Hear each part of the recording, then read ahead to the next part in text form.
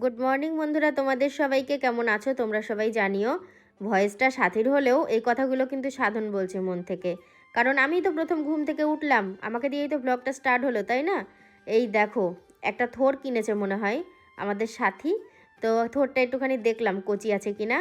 আর আমি সবে চোখ মুখ ধুয়ে হাতে গামছা নিয়ে মুখ মুছতে মুছতে এখন ভাবছি যে সকালটা কি দিয়ে শুরু করব। আর আমার বুনু ওদিক থেকে বাসনের পাজা ধুয়ে নিয়ে দৌড়ে চলে গেল। তোমরা কি কেউ লক্ষ্য করলে? সকাল সকাল একটা মজার কথা বলি কেমন? তো আমরা যখন কোথাও যাই আসি, সাবস্ক্রাইবার বন্ধুদের সাথে তো কম বেশি দেখা হয়ই। তারা কি বলে জানো? কতজন ভুল করে বলে ফেলে, আরে সাধনদি কেমন আছেন। মানে আমার বউকে বলে না আমাকে বলে, কথাটা আমি ঠিক ভেবে উঠতে পারি না, কখনো দেখি ওকেও বলে কখনো আমাকে। তাই আজকে ভাবছি আমার হয়ে সাথী ভয়েস দিচ্ছে, এই জন্যই কথাটা বললাম। তো এখন চলে যাচ্ছি ঘরের ভেতরে, যাব হচ্ছে আয়নার সামনে, একবার ঘড়ির দিকে তাকিয়ে নিলাম। আরে কি সমস্যা হয়েছে জানো? আজকে আমার ভাগ্নে দুপুরবেলায় বলছে কি, মামা ঘড়িটা কিনে খুব ভুল করেছি। বললাম কেন? বলছে সারাক্ষণ খ্যার খ্যার খ্যার খ্যার করে কম বেশি আওয়াজ হয়েই যায়, রাত্রেবেলা সব নিস্তব্ধ হয়ে থাকে, রাত্রেবেলা আওয়াজটা বেশি লাগে, দিনের বেলায় কম লাগে। তো ওর ওই কথাটা শুনে মনে মনে আমার হাসি পেল। তো এবার আমরা ভাবছি যে ওই ব্যাটারিটা খারাপ হয়ে গেলে ঘড়িটা চলবে, ওই যে চাকাগুলো যেগুলো ঘুরছে ওইগুলো আর ঘুরবে না, তাহলে আওয়াজটা হবে না। চোখ মুখ ধুয়ে ফ্রেশ হয়ে এখন বেরিয়ে পড়লাম চায়ের উদ্দেশ্যে, কারণ আমি বউর হাতের চা কখনো খাই না। কারণ কি বলতো, ভালো লাগে না। বউর সাথে যে গল্পটা হবে সেটা তো ভাল লাগবে না, কারণ চায়ের দোকানে বন্ধুদের সাথে গল্প করতে বেশি ভালো লাগে। আমি তো এই দিকে চলে গেলাম, আর এই দিকে দেখো আমার বুনুও বেরোবে। কারণ কি বলতো, আমরা ভাই বোনেরা সকালবেলা বাড়িতে স্থির থাকতে পারি না। তো আমার বোনও টুকটাক হাতের কাজ সেরে এখন এই দিকটায় বেরোলো, একটু গল্প সল্প করবে পাড়ায়, তারপরে এসে আবার বাকি কাজ সারবে। এই বিষয়ে কিন্তু আমাদের ভাই বোনের ভীষণ মিল আছে। দেখো মাথায় কালকে এতটাই তেল দিয়েছি, মানে মাথাটা দেখে মনে হচ্ছে স্নান করে উঠলাম। তো এখন আমি ওই ঘরটা ঝাড় দেওয়া হয়েছে, বিছানা তুলবো, টুকটাক যে কাজ আছে সেগুলো সারবো, খাবার দাবারের ব্যবস্থা করব। এই সারবো আর করবো করতে করতে সারাটা দিন যাবে। সব ঘষি কুটানো হয়েছে মা? না, এবার হবে। আজকে তো ঝড় বৃষ্টি আছে। হ্যাঁ, ওই জন্যই তো ওই ভাঙা টিভিটা এখন পড়ছিল, হ্যাঁ ওইটা দিয়ে তাহলে সব হর হর করে জল পড়বে। হ্যাঁ, ঘষি ভিজবে। হ্যাঁ এই ঘষিগুলো আমাদের তো? হ্যাঁ, এই করা ওইগুলো, ওগুলো শুকনো না আধ শুকনো? আর ওইগুলো আজকে শুকিয়ে যাবে।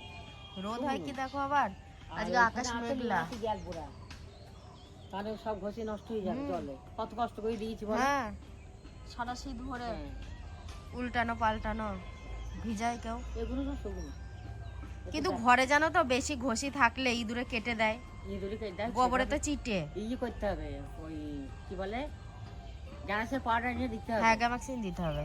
কি বলছো তুমি? বলছি এই হেলিকপ্টারটা নিয়ে যাও। হ্যাঁ, মা ঘষি দিয়ে রাখে যেখানে। আচ্ছা। ঝড় বৃষ্টি আছে তো, আজকে সোমবার, মঙ্গলবারে ঝড় বৃষ্টির মানে খবর দিয়েছে। তো এতে করে তুমি ঘষির বস্তা নিয়ে আসো, নাহলে ওখানে থাকলে ঘষিগুলো ভিজে যাবে। মা রেডি করে দিচ্ছে সব, সুন্দর নিয়ে আসলো ক বস্তা। আচ্ছা আমি যাচ্ছি, কি নিয়ে আসছি? পিছনের ঘষিগুলো গুটাচ্ছিল। আর সিটটায় কে বসে? বাপি। না, এই যে, তাহলে বাপি না বসলে এটা ভাঙলো কি করে?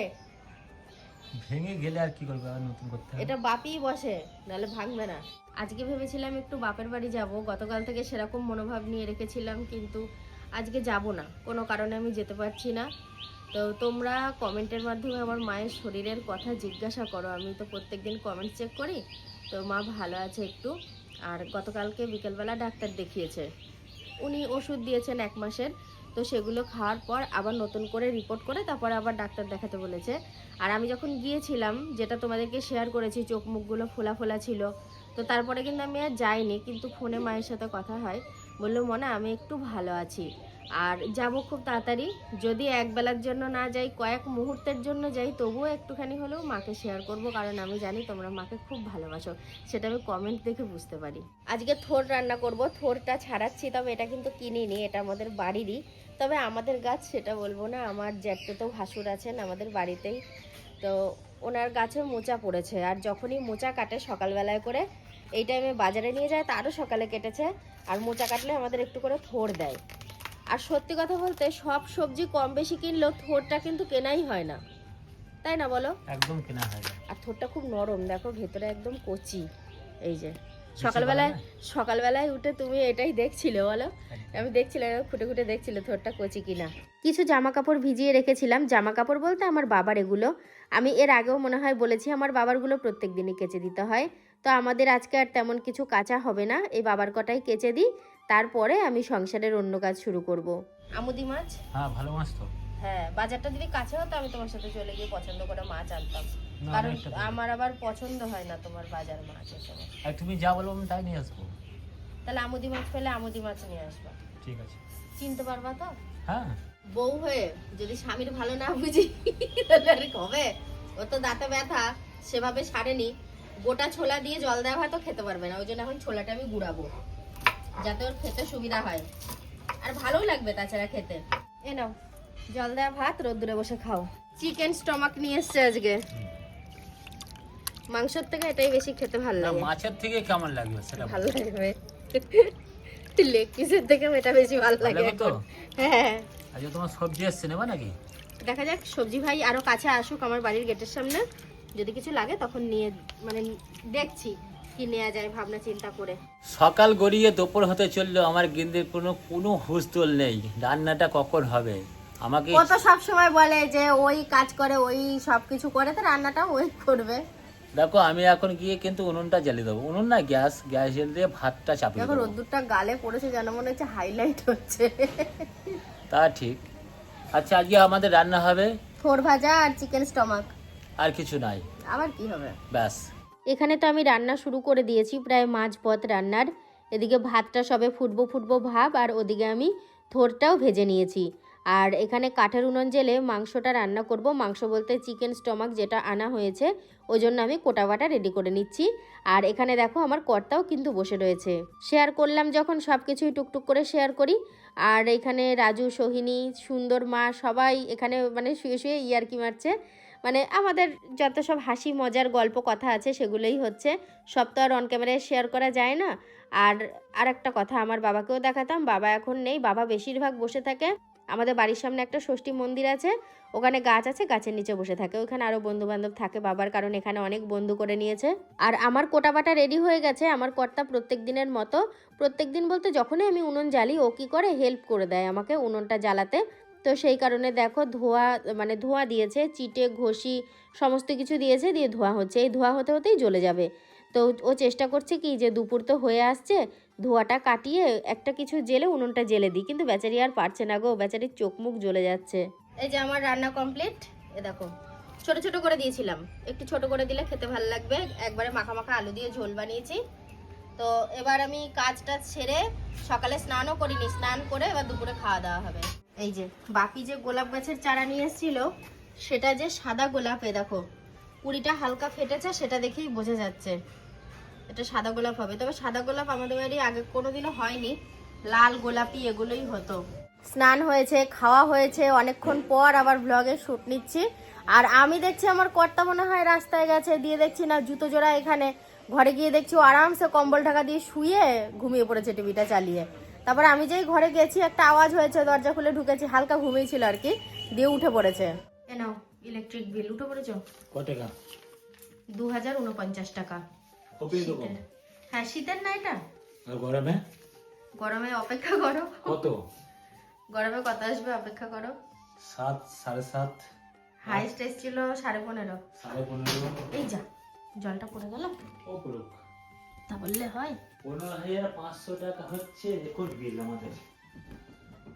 হ্যাঁ প্রথম 3 মাসে গরমে ওই বিলটা হাই এসেছিল। মানে হেভি হাই।